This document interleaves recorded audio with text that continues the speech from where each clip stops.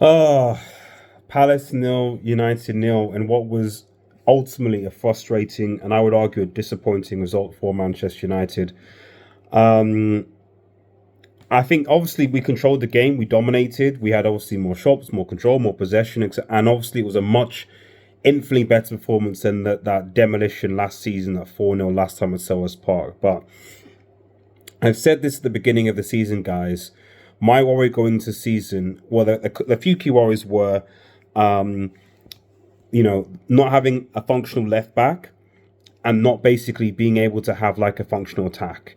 Because attack, scoring goals is ultimately what wins games. That's why we play football, isn't it? And when I saw the attacking options with Xerxes, with Garnacho, with Rashford, with Ahmad, with Hoyland, a lot of those players being, young, under 21, 22, etc., did I think, and you can throw in Bruno there as well, did I think that amongst those players there would be enough goals there to, make a title charge, a top four charge, a big show charge? I don't know.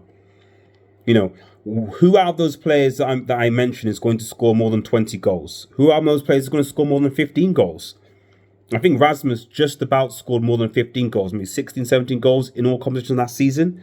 And that was just Rasmus. I don't know where, and we look at Manchester United goals in the season, how many of them come from attacks and our attackers, really? I think Rashford, I think, scored against Southampton, I think. So, for me, this was a disappointing performance, despite the control, because it doesn't matter if you have control if you don't win the game, in my personal opinion. We had to win it. For me, it's 2 points dropped. And these are types of games where if you win it, it's momentum, it's change, it's progress, and you potentially can get a top four charge. If you lose it, it's bad. If you draw it, it doesn't really mean anything. It doesn't really mean anything. And the big worry, the big concern for me is I watched a game where Manchester United were completely dominant and yet they failed to score. That's the big worry. We had the possession, we had the chances, we had some trees, but United still failed to score. So what happens in the games when we don't have that? Are we still going to be able to score? Like against Liverpool, where we didn't have that and we lost 3-0, we didn't score. Is that going to be a recurring problem?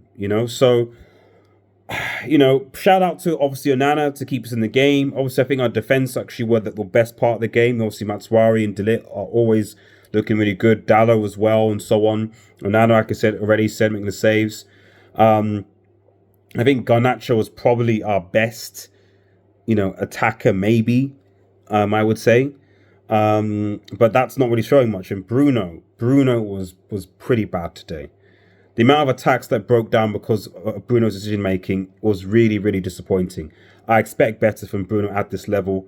The frustration and impatience, it just wasn't good enough. It wasn't good enough. So disappointing results. Let's see what happens. Like I said, we're still these points drop means that we're further and further because City have got 12. I don't think they played someone, but they're going to win again. And if they beat Arsenal, they've got 15 points. And so already you've got 7 points out of 5 games, and you're already what? 1, 2, 3, 4, 5, 6, 7, 8 points behind City in top. Just from the first 5 games alone. So we'll see what happens, but I'm not particularly optimistic with what I saw today. All I know is that Ten Hag probably has his job at least beyond Christmas, but beyond that, who knows? Because as it stands right now, this ain't it.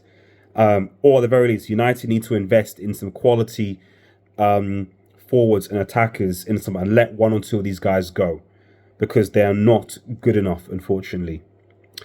Let me know what you think in the comments, guys. Like, share, and subscribe. Take care. Peace.